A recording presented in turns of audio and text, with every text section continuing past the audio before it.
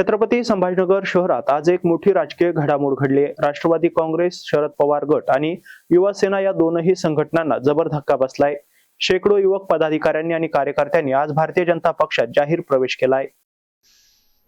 या प्रवेश सोहळ्यात राष्ट्रवादी विद्यार्थी काँग्रेसचे पश्चिम विधानसभा शहर अध्यक्ष सुमित पवार आणि ग्रामीण तालुका अध्यक्ष आदित्य घोडके, उपशहर प्रमुख गौरव जाटवे, पूर्व विधानसभा शहर अध्यक्ष प्रसाद कोकाटे यांच्यासह अनेक पदाधिकारी एकजुटीने भाजपमध्ये दाखल झाले।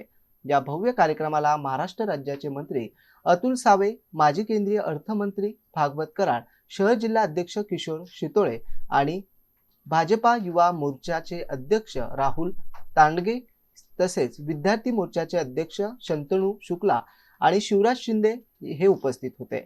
तर प्रवेश घेतलेल्या युवकांनी सांगितले, छत्रपती संभाजीनगर शहरातील युवकांना खरी दिशा आणि संधी भारतीय जनता पक्षाने दिली आहे, म्हणूनच आम्ही एकजुटीने भाजपमध्ये प्रवेश केला। या मोठ्या प्रवेशामुळे राष्ट्रवादी काँग्रेस, शरद पवार गट आणि युवा सेना या दोन्ही संघटनांना शहरात मोठे खिंडार पडले। शहरातील युवकांचा वाढता ओघ भाजपकडे असल्याचं स्पष्ट संकेत राजकीय वर्तुळात बघायला मिळतात। तर छत्रपती संभाजीनगर शहरातील राजकीय समीकरणामध्ये हा प्रवेश सोहळा मोठा टर्निंग पॉइंट ठरण्याची शक्यता आहे।